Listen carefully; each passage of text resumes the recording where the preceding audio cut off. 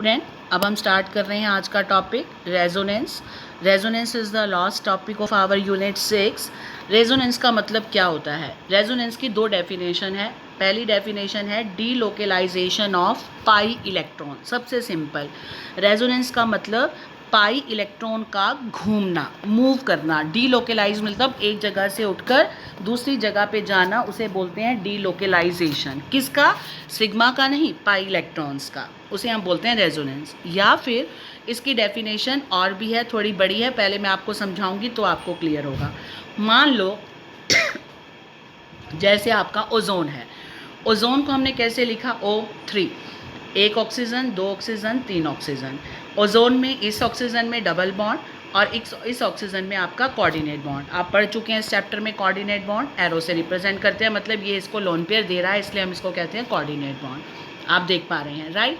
अब क्या कहना चाहते हैं कि कहते हैं मान लो ओजोन का स्ट्रक्चर 1 ये है, इसमें डबल बॉन्ड O इधर और यहाँ पर। रेजोनेंस में हम सबसे पहले लिखते हैं लुईस डॉट स्ट्रक्चर। तो मैंने तीनों ऑक्सीजन ड्रॉ किए, एक ऑक्सीजन को डबल दे दिया, एक कोऑर्डिनेट दे दिया। अब जिस पे डबल है इस पे दो लोन पेयर, दो लोन पेयर का मतलब 4 इलेक्ट्रॉन और 2 बॉन्ड, 8 पूरे हो गए। ऐसे ही इस ऑक्सीजन पे भी आपको देने हैं 2 लोन पेयर और 2 बॉन्ड, इसके पूरे हो गए। और यहाँ कोऑर्डिनेट बॉन्ड बना दिया, जिससे इसके यहाँ पर 6 डॉट लगा दी और आपका एक कोऑर्डिनेट बॉन्ड बना दिया, यानी आपके 8 इलेक्ट्रॉन पूरे। ये आप पढ़ चुके हैं पहले भी, ठीक है? मैं आपको फिर भी एक बार प्लेन पेज पे बता देती हूँ, एक बना के। ये मैं आपको सारा कोऑर्डिनेट बॉन्ड में सिखा चुकी हूँ। ओ, ये आ गया आपका डबल बॉन्ड और ये आ गया आपका कोऑर्डिनेट बॉन्ड। ध्यान से समझना, ये आपका ओजोन का मैंने बनाया। इसमें कितने लोन पेयर दूँ? 2 पेयर का मतलब 4 इलेक्ट्रॉन। इसमें भी क्या हो गया? 2 पेयर का मतलब 4 इलेक्ट्रॉन। हमें जब भी रेजोनेंस बनाना होता है तो हम पहले लुईस डॉट स्ट्रक्चर बनाते हैं, ऑलवेज रिमेंबर, ठीक है? जिसमें हम एटम के इर्द गिर्द उसके वैलेंस इलेक्ट्रॉन को डॉट से दिखाते हैं। तो मैंने ये ओजोन का बना लिया। 3 ऑक्सीजन हो गए, एक ऑक्सीजन, 2 और ये देखो मैंने यहाँ बनाया है डबल बॉन्ड और यहाँ बनाया है मैंने कोऑर्डिनेट बॉन्ड। ऑक्टेट सबका कंप्लीट है। अब डबल बॉन्ड है तो इसको तोड़ने की, बेटा डबल बॉन्ड को तोड़ने के लिए एनर्जी ज़्यादा देनी पड़ती है। मान लो 150 देनी पड़ी किलो जूल पर मोल, राइट? इसको तोड़ने के लिए 110 देनी पड़ी सिंगल बॉन्ड को, क्योंकि सिंगल बॉन्ड या जो कोऑर्डिनेट ये कंपैरेटिवली वीक होता है। अब ये देखो इसके अंदर हमने डबल बॉन्ड यहाँ बनाया या सिंगल, तो ये कुछ प्रॉपर्टी तो एक्सप्लेन कर देगा ओजोन की। वो कहते हैं कि क्या ये ज़रूरी है कि इसके डबल बॉन्ड इधर हो? ऐसा भी तो हो सकता है इसका डबल बॉन्ड इधर हो और कोऑर्डिनेट बॉन्ड इधर हो। बिल्कुल हो सकता है। फिर आप उसके बैलेंस इलेक्ट्रॉन बनाना मत भूलना, नहीं तो नंबर कट जाएंगे और यहाँ इसका ये अपने लोन पेयर हो गए। तो इसका मतलब यहाँ पर ये डबल बॉन्ड था और यहाँ सिंगल।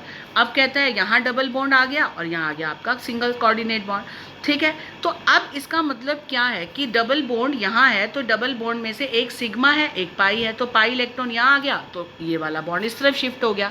तो पाई इलेक्ट्रॉन की एक तो मूवमेंट हो गई, पहले इधर इन 2 ऑक्सीजन के बीच में थे, अब इधर आ गए, तो डीलोकेलाइजेशन हो गया।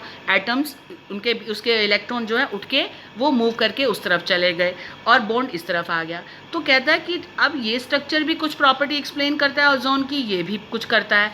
सारी प्रॉपर्टी ये भी एक्सप्लेन नहीं कर पाता, सारी ये भी नहीं कर पाता, तो असली स्ट्रक्चर है कौन सा? क्या ओजोन को हम ये लिखें या ओजोन को ये लिखें? वो कहते हैं नो, ना तो ओजोन की सारी प्रॉपर्टी ये बता पाता है, ना ही बॉन्ड को इधर ले गए ये बता पाता है। एक्चुअल में स्ट्रक्चर ये नहीं होता।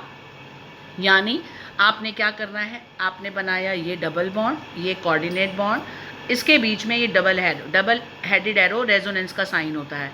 फिर हमने डबल बॉन्ड इधर कर दिया और कोऑर्डिनेट इधर कर दिया। ये इलेक्ट्रॉन लगाना मत भूलना, मैं बार बार बोल रही हूँ, ठीक है? नहीं तो नंबर कट जाते हैं, इसलिए। अब इसमें भी बना लेना। अब वो कहता है एक्चुअल ये बीच में रेजोनेंस का साइन लगाया, ना तो एक लुईस डॉट स्ट्रक्चर ये वाला सारी प्रॉपर्टी बताता है ओजोन की, ना ही ये सेकंड लुईस डॉट स्ट्रक्चर बताता है। तो एक्चुअल स्ट्रक्चर होता है इन दोनों के बीच का। तो उसको रिप्रेजेंट करने के लिए बेटा हम 3 लाइनें लगाते हैं और वो एक्चुअल स्ट्रक्चर होता है ये वाला कि ओजोन एक इधर, ये ऐसे, ऑक्सीजन तो 3 ऐसे होती हैं, इधर भी सिंगल होता है, इधर भी सिंगल होता है, और ये जो डबल बॉन्ड पहले यहाँ था फिर यहाँ आ गया, तो हम इसको डॉट डॉट लाइन में दिखाते हैं कि ये मूव करता करता इधर भी आया और ये इधर भी आया। इसे कहते हैं रेजोनेंस हाइब्रिड। क्या कहते हैं? रेजोनेंस हाइब्रिड, यानी इसका और इसका दोनों का बीच का स्ट्रक्चर। कैसे ये बनाया है मैंने, ध्यान से देखना। ये इसका ये रेजोनेंस हाइब्रिड है, मैं बड़ा बना के दिखा रही हूँ, जिसमें डबल बॉन्ड यहाँ पर भी आता है और डबल बॉन्ड यहाँ पर भी आता है, जिसको हम डॉटेड डॉटेड लाइन में दिखाते हैं। 3 लाइनें दिखा के इसको हम स्क्वायर ब्रैकेट में बंद कर देते हैं। इसको बोलते हैं रेजोनेंस हाइब्रिड RH, यानी this is the resonance hybrid structure of ozone. और इस पूरे फिनोमिना को क्या बोलते हैं बेटा? रेजोनेंस। राइट, अब आप समझेंगे मैंने जो डेफिनेशन लिखी है। स्टार्ट करते हैं। What is resonance? Resonance means, पहली definition, delocalization of electron pi electron. दूसरी ये लिख सकती हूँ, in case of certain molecule a single Lewis structure can not explain all the properties of molecule, then molecule is suppose to have many more structure but none can, उनमें से कोई भी none can explain all the properties of molecule, so actual structure is in between of all these contributing structure and that is called resonance hybrid। and individual structure, ये जो अलग अलग हमने structure बनाए थे, ये वाले और ये वाले, इन्हें बोलते हैं हम रेजोनेटिंग स्ट्रक्चर या कैनोनिकल स्ट्रक्चर। राइट, जो एक्चुअल स्ट्रक्चर था उसका नाम तो रेजोनेंस हाइब्रिड था। ये जो बेचारे दोनों बने थे कि मैं भी ठीक हूँ मैं भी ठीक हूँ, लेकिन एक्चुअल में ना ये ठीक था ना ये, क्योंकि ये भी सारे, ये 2-3 बताता था प्रॉपर्टी, ये भी 2-3, यानी इनमें से नन कैन एक्सप्लेन, इन दोनों में से कोई भी पूरी एक्सप्लेन प्रॉपर्टी नहीं कर पाता था। तो हमने कहा एक्चुअल स्ट्रक्चर उनके बीच का है और इस बीच के स्ट्रक्चर का नाम क्या है? ये वाला रेजोनेंस हाइब्रिड। ये है इनके बीच का स्ट्रक्चर जो मैंने अभी आपको बना के दिखाया। और ये वाले जो स्ट्रक्चर है 1 और 2 जो योगदान दे रहे हैं अपना, उन्हें बोलते हैं कॉन्ट्रीब्यूटिंग स्ट्रक्चर, उन्हें बोलते हैं रेजोनेटिंग स्ट्रक्चर, उन्हें बोलते हैं कैनोनिकल स्ट्रक्चर। 3 नाम है और ये उनका साइन होता है रेजोनेंस का। जितने स्ट्रक्चर बन सकते हैं उन्हें हमें बनाना पड़ता है और उनके बीच में डबल हेडेड एरो लगाते हैं और पूरे फिनोमिना को क्या बोलते हैं बेटा? रेजोनेंस। क्लियर हो गया? रेजोनेंस का मतलब आपको जिसका भी बनाना है पहले उसका उस एटम को बनाओ, सिंगल बॉन्ड से जोड़ो, फिर देख लो उसके valence electron dot Lewis dot structure draw करो, जहाँ ज़रूरत है डबल बॉन्ड ले आओ, जहाँ ज़रूरत है सिंगल ले आओ, जहाँ ज़रूरत है कोऑर्डिनेट ले आओ, लेकिन ऑक्टेट पूरा होना चाहिए। और फिर उनकी पोजीशन बदलते रहो। जैसे यहाँ पर है, हमने डबल बॉन्ड के साथ ये कोऑर्डिनेट बनाया, देखो सबका ऑक्टेट पूरा है, फिर मैंने कहा चलो पोजीशन चेंज कर दो, डबल इधर ले आओ, इसको भी करके देख लिया। तो ये दोनों तो हो गए कैनोनिकल स्ट्रक्चर, लेकिन इन दोनों में से कोई ऐसा नहीं है जो सारी प्रॉपर्टी बताई, 2 ये बताता है 2 ये, तो फिर क्या करें, कितने स्ट्रक्चर ड्रॉ करेंगे? तो फाइनल कहा कि इन दोनों को मिक्स करके एक फाइनल निकाल लो। फाइनल ये निकाला जिसमें डबल बॉन्ड बारी बारी घूमता रहता है, उसको हमने डॉट डॉट में दिखाना है ऐसे। ठीक है, यानी ये पूरा डबल नहीं है, ये सिंगल नहीं है, यानी ये भी डेढ़ है ये भी डेढ़ है, ठीक है ना, 1.5 गुना हो गया, तो इसलिए उसको हमने डॉट में दिखाया। This is called resonance structure, resonance hybrid. और हमेशा ये ज़्यादा स्टेबल होता है, याद रखना, resonance hybrid is always more stable. क्यों? क्योंकि जब इलेक्ट्रॉन मूव करते हैं तो एनर्जी रिलीज होती है, तो जितने ज़्यादा ये वाले स्ट्रक्चर मूव करेंगे, रेजोनेटिंग स्ट्रक्चर बनेंगे, उतना ज़्यादा एनर्जी रिलीज होगी और उतना ज़्यादा वो स्टेबल होगा, रेजोनेंस हाइब्रिड। इसलिए रेजोनेंस हाइब्रिड स्टेबल होता है। ठीक है, और एक चीज़ मैंने आपको शुरू में बताई थी कि इसके अंदर मान लो जैसे ये डबल बॉन्ड है, तो इस डबल बॉन्ड ज़्यादा स्ट्रॉन्ग होता है, उसको तोड़ने के लिए एनर्जी मान लो चाहिए 150 और सिंगल बॉन्ड को चाहिए 120। तो जो एक्चुअल में एक्सपेरिमेंटल करके स्ट्रक्चर निकाला था ओजोन का रेजोनेटिंग, उसको जो एनर्जी मिली थी बॉन्ड को तोड़ने की वो 130 मिली थी। तो इस बात से भी उनको आइडिया मिला कि इसका मतलब डबल बॉन्ड को तोड़ने के लिए 150 चाहिए और सिंगल को 120 चाहिए या 10 चाहिए, लेकिन जो एक्चुअल में आ रही है वो 130 आ रही है। इसका मतलब इस ओजोन के स्ट्रक्चर में जो 130 एनर्जी आ रही है वो ना तो डबल की है ना ही वो सिंगल की है। इसीलिए ये स्ट्रक्चर प्रूव होता है कि ये वाला जो बॉन्ड है, ये वाला ऑक्सीजन, ये ना तो सिंगल है ना डबल है, इसलिए डबल को आधा दिखाते हैं, डॉट डॉट में दिखाते हैं कि समझ लो वो यहाँ भी है और यानी एक पूरा आधा कम, 1.5 ये हो गया 1.5 ये हो गया, इसलिए ये एनर्जी बीच की आई। तो इससे प्रूव हो गया कि ये स्ट्रक्चर बिल्कुल सही है। क्लियर है? तो आपको ये चीज़ें नहीं लिखनी, ये समझाने के लिए आपको तो पेपर में क्या लिखना है, सिर्फ ये ड्रॉ करना है 3 स्ट्रक्चर।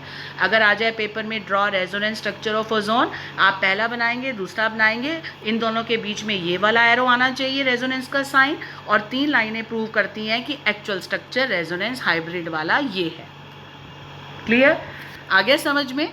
अब चलते हैं आगे। डेफिनेशन आपकी मर्जी है, चाहे आप ये वाली पेपर में लिख के आओ, पहली वाली चाहे दूसरी वाली, आपकी मर्जी है। तो डेफिनेशन ये हो गई और ये पहला रेजोनेंस स्ट्रक्चर मैंने आपको ओजोन का समझाया। अब देखिए आप कार्बोनेट का, अब आप किसी का भी कर सकते हैं।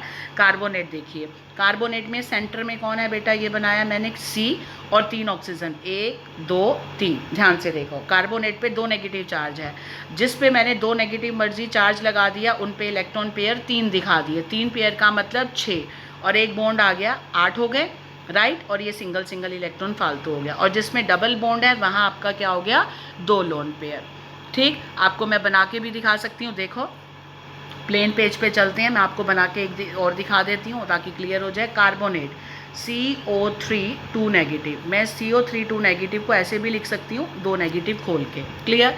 अब मुझे इसका स्ट्रक्चर बनाना है, तो मैं क्या करूँ, एक यहाँ पर क्या करूँ, CO O और डबल बॉन्ड O। ध्यान से देखो, Ca और 3 ऑक्सीजन, आपकी मर्जी है। यहाँ पर मैंने 2 नेगेटिव दिया तो डबल बॉन्ड ऊपर रखना है। अब ये भी तो हो सकता है, ये रेजोनेंस का साइन, यहाँ भी ये भी तो हो सकता है। अब ये पहले चीज़ मैं आपको बता दूँ, ये 2 बॉन्ड है, एक क्या होगा सिग्मा, एक होगा पाई। तो पाई वाले को यहाँ ले आओ, पाई वाले को यहाँ ले आओ तो डबल बॉन्ड यहाँ आ जाएगा, सिंगल यहाँ नेगेटिव और ऊपर भी नेगेटिव। तीसरा तरीका क्या है बेटा, पाई वाला यहाँ चला जाए, यानी डबल बॉन्ड यहाँ आ जाए और सिंगल यहाँ नेगेटिव और सिंगल ऊपर नेगेटिव। यहाँ तक क्लियर हो गया। आपने देखा मैंने क्या किया, ये स्ट्रक्चर 1 बनाया, ये 2 बनाया, ये 3 बनाया, राइट। और यहाँ पर अभी मैंने इलेक्ट्रॉन नहीं बनाए, मैं बना रही हूँ। पहला स्ट्रक्चर मैंने ये बनाया, तो जिसमें ये नेगेटिव का क्या मतलब है, फालतू है। तो एक बॉन्ड तो ये आ रहा है, यानी 2 इलेक्ट्रॉन इसके ये हैं, तो 6 और बना दूँ, 2 4 और ये 6। ऐसे यहाँ 6 बना दूँ, 2 4 और ये 6, क्योंकि 6 और 2 8 हो गए और नेगेटिव चार्ज भी एक्स्ट्रा। और यहाँ पर आपका डबल बॉन्ड है, तो यहाँ आपके ऑक्सीजन पे 2 लोन पेयर आ गए। क्लियर। ऐसे ही सेम जो सिंगल वाले हैं वहाँ पर आपको 3 पेयर बनाने हैं और डबल वाले पे 2 बनाने हैं। ये नहीं बनाए तो बेटा नंबर कट जाएंगे, याद रखना मेरी बात, इसलिए मैं आपको बता रही हूँ। पहले ड्रॉ कर दिया करो, फिर आप इलेक्ट्रॉन बना दिया करो। सिंगल वाले पे 3 पेयर नेगेटिव चार्ज और डबल वाले पे 2। क्लियर हो गया। मैंने पाई इलेक्ट्रॉन को मूव किया, डीलोकेलाइजेशन किया, ये यहाँ आ गया डबल बॉन्ड यहाँ, फिर ये यहाँ आ गया डबल बॉन्ड यहाँ।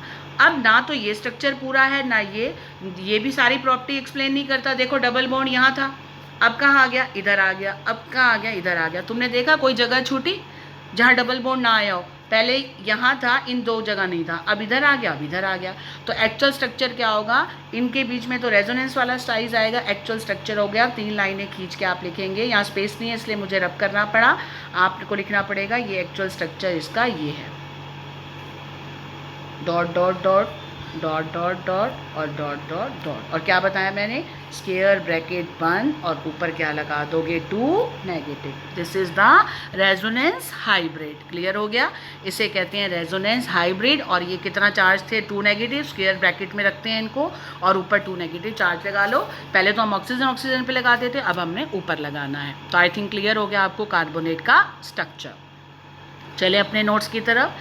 तो ये हमारा है आपका रेजोनेंस की डेफिनेशन। ओजोन सिखा दिया मैंने आपको। पेपर में अगर आ जाए बेटा कार्बोनेट का रेजोनेंस ड्रॉ करो, ये बहुत इंपॉर्टेंट है। तो आपको स्ट्रक्चर 1, स्ट्रक्चर 2, स्ट्रक्चर 3, इनके बीच में डबल एडिड एरो मत भूलना, नहीं तो गलत हो जाएगा। अगर सिंगल लगा दिया तो सिंगल एरो रिएक्शन के लिए होता है, डबल एरो रेजोनेंस का होता है। और इनके नीचे लिखाना, इनके 3 नाम बताए थे, कैनोनिकल फॉर्म, और 3 लाइनें डाल के आप लिखाओगे इनका रेजोनेंस हाइब्रिड और ऊपर लगाओगे चार्ज। क्लियर है। आई थिंक अब आपको आ गया। सिंगल बॉन्ड पे देखो, मैंने सिंगल बॉन्ड है 2 4 6 और 2 8 और एक ऊपर से ये भी है, पूरा ये एक्स्ट्रा हो गया इसलिए नेगेटिव। नेगेटिव वाले पे 3 पेयर, डबल बॉन्ड वाले पे 2 पेयर। क्लियर हो गया। ऐसे ही आपको सिर्फ ये ड्रॉ करके आने और नाम लिख के आने और कुछ नहीं लिखना। तीसरा आपका बेंजीन का, बेंजीन का भी आप बना सकते हो। बेंजीन का क्या होता है बेटा, यही हमने स्ट्रक्चर पढ़ा हुआ है। डबल बॉन्ड यहाँ एक छोड़कर एक यहाँ होता है। कहते हैं ऐसा भी तो हो सकता है, डबल बॉन्ड यहाँ है अब यहाँ हो जाए, इधर और इधर आ जाए। तो तुम देखो पहले यहाँ था, यहाँ नहीं था, अब यहाँ आ गया। यहाँ था तो यहाँ नहीं था, अब यहाँ आ गया। इधर था तो इधर नहीं था, अब यहाँ आ गया। तो इसका मतलब ना तो ये पूरा स्ट्रक्चर है ना ये। तो हम कैसे रिप्रेजेंट करते हैं इसको, रिंग डाल के। रिंग कैसे डालते हैं आपको मैंने सिखाई हुई है ना, कि हम उसको रिंग डाल देते हैं। क्या मतलब कि ये इलेक्ट्रॉन बारी बारी हर कार्बन पे घूम रहा है पाई वाला, इसीलिए इसको हम रिंग बना देते हैं। और आप लोग रिंग ऐसे भी बना सकते हो, बड़ी सी डॉट की बजाय, कि ये किसकी रिंग है, पाई इलेक्ट्रॉन्स की। राइट। पेपर में पूछ लें ये क्या है रिंग, आप कहेंगे पाई इलेक्ट्रॉन। तो ये हो गया किसका रेजोनेंस, तीसरा बेंजीन का। ऐसे ही आपको रेजोनेंस किसी का भी आ सकता है। आपको देखना है, जैसे मैंने बना रखा है CO2 का। CO2 का मैंने बना दिया, ये कार्बन का देखो C डबल बॉन्ड हो, दो लोन पेयर, तो इसको मैंने दिखाया है। अब यहाँ ध्यान से देखना, इसमें मैंने क्या किया बेटा, डबल बॉन्ड को मैं शिफ्ट करा रही हूँ। कैसे, ये देखो इस वाले स्ट्रक्चर को ध्यान से देखिए आप, एक स्ट्रक्चर देख लोगे तो मैं इस लोन पेयर को कह रही हूँ कि तू ये वाला लोन पेयर उठ और यहाँ पर ट्रिपल बॉन्ड बना, और इसको कहूँगी तू उठ यहाँ पर इलेक्ट्रॉन बना। ध्यान से देखिए, C डबल बॉन्ड O, इसमें भी दो लोन पेयर, इसमें भी दो लोन पेयर। रेजोनेंस में इलेक्ट्रॉन घुमाने हैं, पाई इलेक्ट्रॉन, तो ये लोन इलेक्ट्रॉन है, ये यहाँ आ जाएगा, ये तो ट्रिपल बॉन्ड बना देगा। अब दो यहाँ ट्रिपल और यहाँ दो इकट्ठे तो 5 हो जाएगी कार्बन की वैलेंसी, तो इसको उठ के यहाँ जाना पड़ेगा, तो ये किस में बदल जाएगा, लोन पेयर में, और लोन पेयर किस में बदल जाएगा, बॉन्ड में। तो देखो मैंने यहाँ पर बना रखा है, इसको मैंने रेजोनेंस दिखाया, यहाँ आ गया ट्रिपल बॉन्ड, क्योंकि ऑक्सीजन ने अपना लोन पेयर दे दिया इसलिए चार्ज कौन सा आ गया बेटा, पॉजिटिव, और यहाँ पर क्या हो गया, उसका बॉन्ड उठ के चला गया था, तो ऑक्सीजन पे कितने लोन पेयर हो गए, 3 हो गए, 2 थे, एक और आ गया।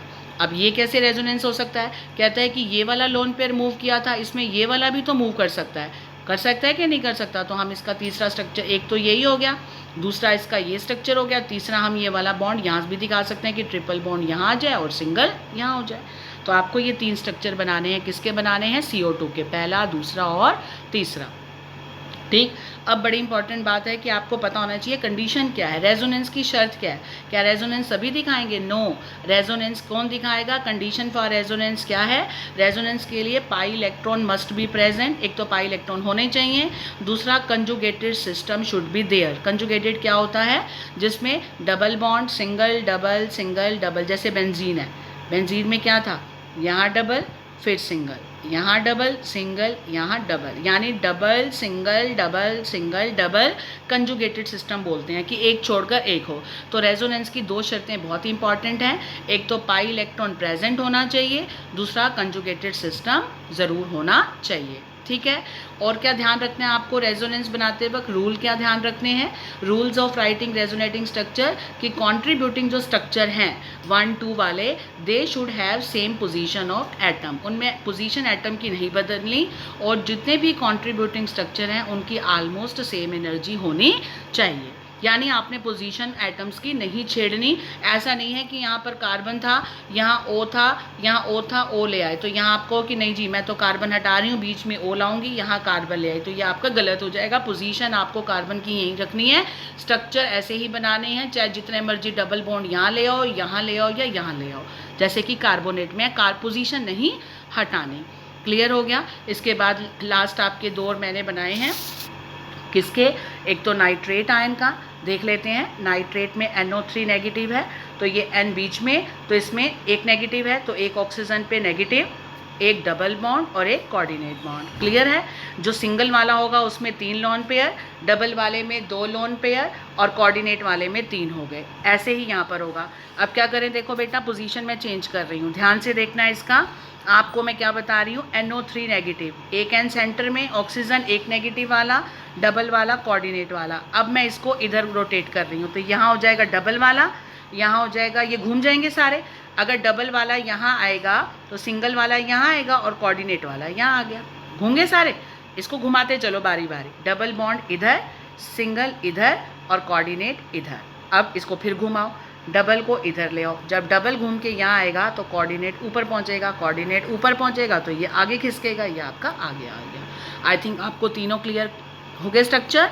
याद हो, आपको मैंने तरीका इसलिए बता रही हूँ कि एक बारी बारी घुमाते जाना। बस याद रखना, सिंगल बॉन्ड वाले में नेगेटिव देना है और 3 लोन पेयर देने हैं, डबल बॉन्ड वाले में 2 देने हैं, कोऑर्डिनेट में 3 देने हैं। अब इसके बीच में रेजोनेंस का साइन, अगर इसको यहाँ लाते हो तो ये यहाँ आएगा और ये यहाँ जाएगा, बारी बारी घूमते रहेंगे। ये हो गया आपका रेजोनेंस इन नाइट्रेट। और लास्ट आ रहा है आपका रेजोनेंस इन सल्फर ट्राइऑक्साइड। ये भी बिल्कुल सेम है, बस ध्यान रखना इसमें कहीं नेगेटिव चार्ज नहीं है बेटा। सल्फर ट्राइऑक्साइड में 1 सल्फर और 3 ऑक्सीजन, 1, 2 और 3। इसमें 2 तो होती हैं कोऑर्डिनेट बॉन्ड से, ये हो गई, और 1 होती है डबल बॉन्ड से। जो डबल बॉन्ड से ऑक्सीजन है उसमें 2 लोन पेयर हैं, और जो 2 कोऑर्डिनेट बॉन्ड से हैं उसमें 3-3 लोन पेयर हैं। फिर आप क्या करोगे, आप घुमा दो डबल बॉन्ड को यहाँ ले आओ। जब डबल बॉन्ड यहाँ आ गया तो कोऑर्डिनेट बॉन्ड एक इधर और एक इधर। तीसरी ऑप्शन क्या है, डबल बॉन्ड यहाँ ले आओ, डबल बॉन्ड यहाँ आ गया तो कोऑर्डिनेट बॉन्ड इस तरफ आ गया। बाकी तो सब कुछ सेम रहना है। आई थिंक क्लियर है, आपको समझ आ गया होगा बेटा। एक क्रक समझ लो, SO3 में क्योंकि लोन पेयर नहीं है तो आपके 2 कोऑर्डिनेट बनेंगे और एक डबल बनेगा। जो ऊपर NO3 नेगेटिव पड़ा था उसमें एक डबल, एक कोऑर्डिनेट और एक नेगेटिव वाला, ठीक है, मिक्स मत करना। अब एक स्ट्रक्चर आपका ये बन गया। अब इसमें क्या, डबल बॉन्ड हिलाते जाओ और कोऑर्डिनेट बॉन्ड आगे शिफ्ट करते जाओ। 2 तो कोऑर्डिनेट रहने ही रहने हैं, चाहे इधर 2 कोऑर्डिनेट, यहाँ डबल बॉन्ड, अब डबल बॉन्ड यहाँ तो 2 कोऑर्डिनेट यहाँ। कोऑर्डिनेट वाले में 3 पेयर दिखाओ, डबल बॉन्ड से जो ऑक्सीजन जुड़ी हुई है उसमें 2 पेयर दिखाओ। इसी के साथ आपका ये दोनों के बीच में कौन सा साइन आ जाता है, रेजोनेंस का साइन। इसे हम बोलते हैं इनके कॉन्ट्रीब्यूटिंग स्ट्रक्चर। इसका आपका ये इसका हो गया रेजोनेंस। तो नाइट्रेट का भी बनाना है, इसके भी 3, इसके भी 3, और आपकी ये कंडीशंस मैंने आपको करा दी। कार्बन CO2 का भी करा दिया, कार्बोनेट का भी हो गया, सारे रेजोनेंस स्ट्रक्चर हो गए। बल्कि एक फालतू ही किया है, हमारे सिलेबस में SO3 नहीं है, मैंने ये भी करा दिया। लास्ट आपको याद रखना है प्रॉपर्टीज़ ऑफ रेजोनेंस क्या है। पहली प्रॉपर्टी है कि जो कॉन्ट्रीब्यूटिंग स्ट्रक्चर हैं, जिनको रेजोनेटिंग स्ट्रक्चर कह रहे हैं या canonical, they do not have real existence, they only resonance hybrid has real existence. कहते हैं जितने भी स्ट्रक्चर हम बनाते हैं ना कैनोनिकल वाले, कॉन्ट्रीब्यूटिंग वाले, उनकी सच्चाई में इनकी कोई एग्जिस्टेंस होती ही नहीं है। सच्चाई में कौन एग्जिस्ट करता है, सिर्फ रेजोनेंस हाइब्रिड। ये सारे हमारे इमेजिनरी होते हैं कि ऐसा होगा, डबल बॉन्ड यहाँ आ गया होगा, फिर डबल बॉन्ड शिफ्ट हो गया होगा। तो एक्चुअल में कहता है कि कुछ इमेजिनरी होते हैं, रियल एग्जिस्टेंस नहीं होती। दूसरा, as a result of resonance bond length जो है मॉलिक्यूल में इक्वल हो जाती है। वो हमने देख ही लिया, रेजोनेंस हाइब्रिड में सारी बॉन्ड लेंथ इक्वल थी, बताई थी ना मैंने। CO3 वाले में, कार्बोनेट में 130 हो गई थी। इसका मतलब सारे सबकी बॉन्ड लेंथ इक्वल होने का मतलब, बराबर होने का मतलब यही है, ना वो सिंगल ना वो डबल, वो बीच की है, राइट। तीसरा उसने कहा रेजोनेंस जो हाइब्रिड है वो सबसे ज़्यादा स्टेबल होता है। उसका कारण है उसकी लो एनर्जी और मैक्सिमम या ग्रेटर स्टेबिलिटी, वो मैं आपको बता चुकी हूँ। और जितने ज़्यादा greater number of canonical form होगी, कैनोनिकल फॉर्म मतलब कॉन्ट्रीब्यूटिंग स्ट्रक्चर या रेजोनेटिंग स्ट्रक्चर, उतनी ही ज़्यादा मॉलिक्यूल की स्टेबिलिटी भी होगी। More the number of canonical form greater is the stability of molecule.